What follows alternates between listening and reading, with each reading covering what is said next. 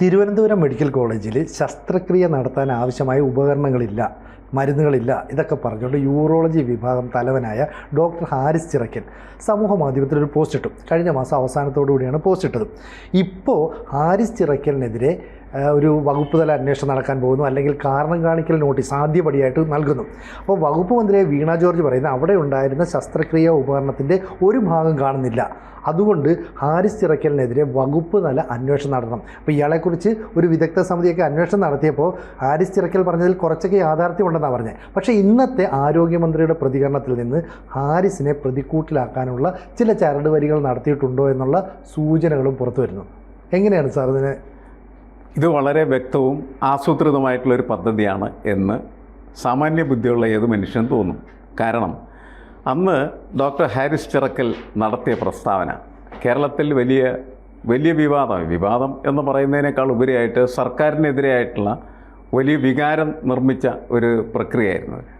കാരണം കേരളത്തിൽ വളരെ ശ്രദ്ധേയമായിട്ടുള്ളൊരു മെഡിക്കൽ കോളേജാണ് തിരുവനന്തപുരം മെഡിക്കൽ കോളേജ്. ആ മെഡിക്കൽ കോളേജിൽ ആയിരക്കണക്കിന് രോഗികൾ വരികയും അവരുടെ പ്രശ്നങ്ങൾ പരിഹരിക്കപ്പെടുകയും അവരുടെ ഒരു അത്താണിയായിട്ട് മാറുകയൊക്കെ ചെയ്തതാണ്. പക്ഷേ കുറേ നാളുകളായിട്ട് അവിടെ കൃത്യമായിട്ട് ഓപ്പറേഷൻ നടത്താനായിട്ടുള്ള സംവിധാനം നഷ്ടപ്പെട്ടു പോകുന്നു എന്നുള്ളതായിരുന്നു ഡോക്ടർ ഹാരിസ് ചിറക്കലിൻ്റെ പ്രധാനപ്പെട്ട ആരോപണം. അദ്ദേഹത്തിൻ്റെ മകൻ്റെ പ്രായമുള്ള ഒരു വിദ്യാർത്ഥിയുടെ ശസ്ത്രക്രിയ മാറ്റിവെക്കേണ്ടി വന്ന സമയത്തുണ്ടായ മനോവിഷമം കൊണ്ടാണ് അദ്ദേഹം യഥാർത്ഥത്തിൽ അങ്ങനെ ഒരു പോസ്റ്റ് ഇട്ടത്. അതായത് ഈ ഉപകരണങ്ങളെല്ലാം മെഡിക്കൽ കോളേജുകളിലേക്കും അതുപോലെ നമ്മുടെ ആരോഗ്യ സംവിധാനങ്ങളിലേക്കൊക്കെ വാങ്ങിക്കുകയും വിതരണം ചെയ്യുകയൊക്കെ ചെയ്യുന്ന ഒരു പ്രത്യേക ലോബിയുണ്ട്. ശരിക്കും പറഞ്ഞു അവരുടെ ഒടുക്കത്തെ അഴിമതിയാണ് ആ മേഖലയിൽ നടന്നുകൊണ്ടിരിക്കുന്നത്. അതുകൊണ്ട് എന്ത് ചെയ്യുന്നു വെച്ചാൽ മെഡിക്കൽ കോളേജിന് ആവശ്യമുള്ള ഉപകരണങ്ങൾ സൗകര്യപ്രദമായിട്ടുള്ള സമയത്ത് സംയോജിതമായിട്ടുള്ള രീതിയിൽ ലഭിക്കാറില്ല. അതിൻ്റെ ഫലമായിട്ട് പലപ്പോഴും സംഭവിക്കുന്ന എന്താണ്, ഓപ്പറേഷൻസ് വളരെ ഗൗരവമുള്ള ഓപ്പറേഷൻ പോലും മാറ്റിവെക്കേണ്ടി വരും. ഈ വിദ്യാർത്ഥിയുടെ അത് മാറ്റിവെക്കേണ്ട സമയത്താണ് ആദ്യം അത് അങ്ങനെ പറഞ്ഞത്. അപ്പോൾ അന്ന് എനിക്ക് തോന്നുന്നു ആരോഗ്യവകുപ്പ് മന്ത്രി എന്ന് പറയുന്നത് ഈ മനുഷ്യൻ്റെ ഈ ഡോക്ടറുടെ അദ്ദേഹം വളരെ നല്ല ഡോക്ടറാണ് എന്ന് എല്ലാവരും പ്രസ്താവിക്കുന്ന കാര്യം. ഇപ്പോഴും ബൈക്കിന് ഹോസ്പിറ്റലിൽ വന്ന് അല്ലെങ്കിൽ മെഡിക്കൽ കോളേജിൽ വന്ന് രോഗികളെ ചികിത്സിച്ച് തിരിച്ചു പോകുന്നൊരു ഡോക്ടറാണ്. നമുക്കറിയാലോ ഡോക്ടർമാർ എങ്ങനെയൊക്കെയാണ് സഞ്ചരിക്കുന്നത്. ഈ മനുഷ്യൻ എന്ന് പറഞ്ഞതിനിടയിൽ വളരെ പ്രതിബദ്ധതയോടുകൂടി രോഗികളെ ചികിത്സിക്കുകയും അവരുടെ ഒപ്പം നിൽക്കുകയും ചെയ്യുന്നൊരു വ്യക്തിയായിരുന്നു. അപ്പോൾ അതുകൊണ്ട് ആദ്യത്തെ ഒരു പ്രതികരണം വീണ ജോർജിൻ്റെ ഭാഗത്തുനിന്നുണ്ടായത് ഡോക്ടർ ഹാരിസ് വളരെ നല്ല ഡോക്ടറാണ്, അദ്ദേഹം പറയുന്നതായിട്ടുള്ള കാര്യങ്ങളൊക്കെ പരിഗണിക്കേണ്ടതാണ് എന്ന് തന്നെയാണ്. അതിനെ അദ്ദേഹത്തെ ശത്രുപക്ഷത്ത് നിർത്തേണ്ടതില്ല എന്നുള്ള ഒരു സമീപനം ഡോക്ടർ വീണ ജോർജ് അന്ന് എടുത്തിരുന്നു. പക്ഷേ ഇപ്പോൾ എന്താ, ശത്രുപക്ഷത്താക്കിയെന്ന് മാത്രമല്ല അയാൾക്കെതിരെ നടപടിയെടുക്കുന്നതിന് എന്തെല്ലാം കാരണങ്ങൾ കണ്ടെത്താം എന്ന അന്വേഷണമാണ് വകുപ്പ് തല അന്വേഷണത്തിൻ്റെ ഭാഗമായിട്ട് പുറത്തു വന്നിരിക്കുന്നതെന്നാണ് ഞാൻ മനസ്സിലാക്കുന്നത്. അതായത് ഈ ശസ്ത്രക്രിയ അന്ന് മുടങ്ങുന്നതിൻ്റെ പ്രധാനപ്പെട്ട കാരണം അവിടെ ഉപകരണം ഇല്ലാത്തതിൻ്റെ ഫലമായിട്ടല്ല, അത് മറച്ചു വെച്ചതിൻ്റെ ഫലമായിട്ടാണ് എന്നാണ് ഒരു ആരോപണമായിട്ട് ഇപ്പോൾ പുതുതായിട്ട് വരുന്നത്. അപ്പോൾ ഈ ആരോപണം വരുമ്പോൾ ഹാരിസ് യഥാർത്ഥത്തിൽ പ്രതിയാവുകയാണ് ചെയ്യുന്നത്. വാദിയായിരുന്ന ഈ മനുഷ്യനെ പ്രതിയാക്കി അങ്ങനെ മാറ്റാനായിട്ട് പറ്റും. അതിൻ്റെ ഗവേഷണമാണ് എനിക്ക് തോന്നുന്നത് ആരോഗ്യവകുപ്പിൽ നടക്കുകയും അതിന് നേതൃത്വം കൊടുക്കുന്നത് നമ്മളുടെ ആരോഗ്യവകുപ്പ് മന്ത്രിയായി മാറിത്തീരുകയും ചെയ്തിരിക്കുന്നു. അതുകൊണ്ടാണ് ഇങ്ങനെ ഉള്ളൊരു പ്രസ്ഥാനം. ആരെയും നമുക്ക് ഇതുമാതിരി പ്രതിയാക്കാം, ശിക്ഷിക്കാം. കാരണമെന്ന് വെച്ചാൽ അതൊക്കെ അവരുടെ രജിസ്റ്ററിൽ അന്നുണ്ടായിരുന്നു എന്നാണ് പറയുന്നത്.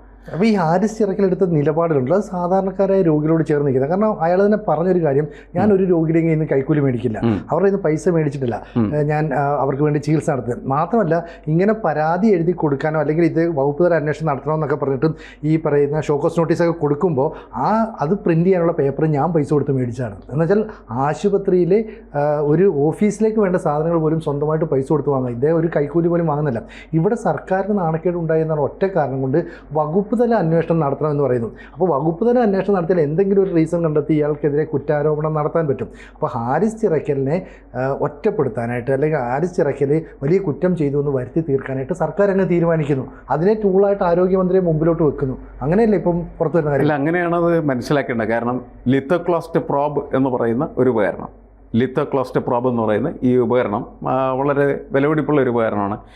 ഈ ഉപകരണം അന്ന് ഈ ഓപ്പറേഷൻ മുടങ്ങിയ അന്ന് ഈ യൂറോളജി ഡിപ്പാർട്ട്മെൻറ്റിലുണ്ട് എന്നാണ് വകുപ്പ് തല പ്രാഥമിക അന്വേഷണത്തിൻ്റെ ഫലമായിട്ട് അവരിപ്പോൾ പുറത്തേക്ക് വിടുന്നത്.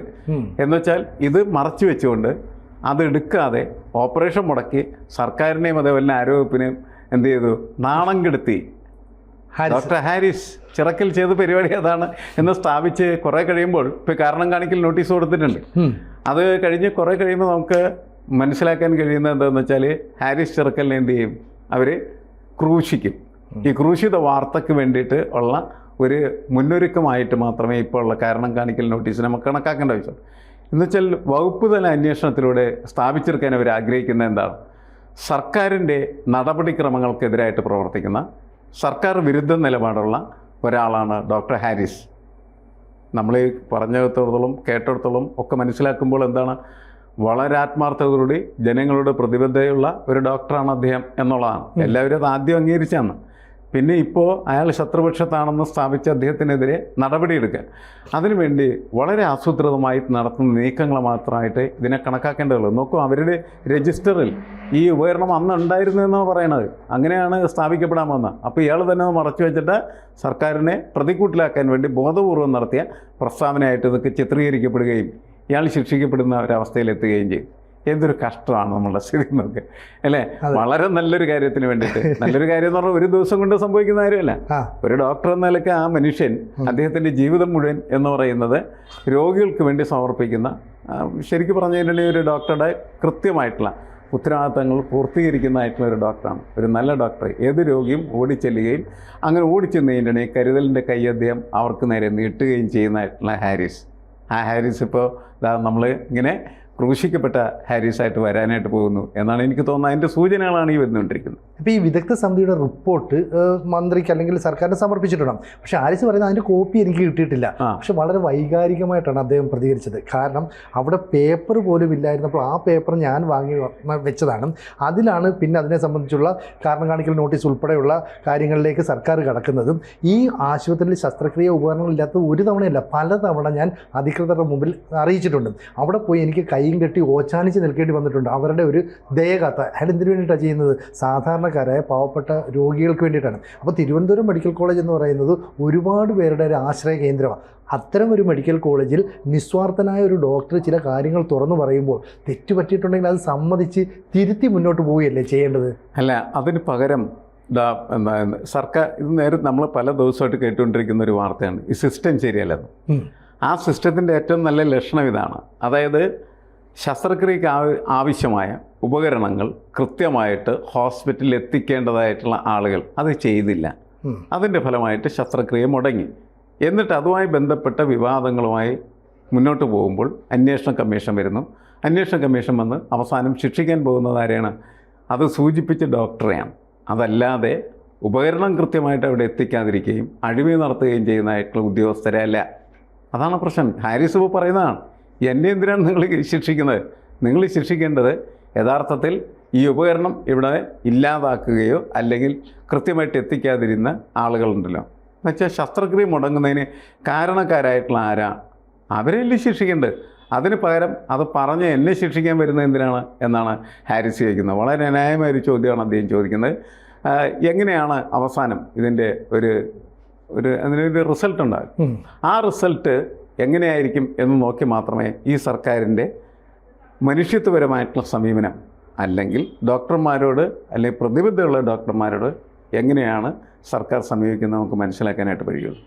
ശരിക്കും പറഞ്ഞാൽ ഈ ആരോഗ്യ മേഖലയിൽ ഒരുപാട് പ്രശ്നങ്ങളുണ്ട്. ആ പ്രശ്നങ്ങളിലൊക്കെ തന്നെ കൃത്യമായിട്ട് ഇടപെടാതെ മന്ത്രി ഇടയ്ക്ക് എന്നിട്ടൊരു മിന്നൽ സന്ദർശനമൊക്കെ നടത്തി അവരെ ഞെട്ടിക്കുന്നു, അങ്ങനെ ഒരു വലിയ ഇമേജ് സൃഷ്ടിക്കാനായിട്ട് ശ്രമിക്കുന്നു. പക്ഷേ ആത്യന്തികമായിട്ട് ഇത്തരത്തിലുള്ള മെഡിക്കൽ കോളേജുകൾ അല്ലെങ്കിൽ ആതുരാലയങ്ങളിലൊക്കെ തന്നെ ഈ സർക്കാരിൻ്റെ സഹായം കൃത്യമായിട്ട് ചെല്ലാത്തതുകൊണ്ട് മരുന്നില്ല, അല്ലെങ്കിൽ ശസ്ത്രക്രിയ ഉപകരണങ്ങളില്ല, മറ്റ് സൗകര്യങ്ങളില്ല എന്നൊക്കെ പറയുമ്പോൾ അതിനെ നമ്മളൊന്ന് കണ്ട് അല്ലെങ്കിൽ ആ പ്രശ്നങ്ങളെ പരിഹരിച്ച് മുന്നോട്ട് പോവുകയല്ലേ ഒരു ഇടത് സർക്കാർ എന്ന നിലയിൽ അവർ ചെയ്യേണ്ടിയിരുന്നത്?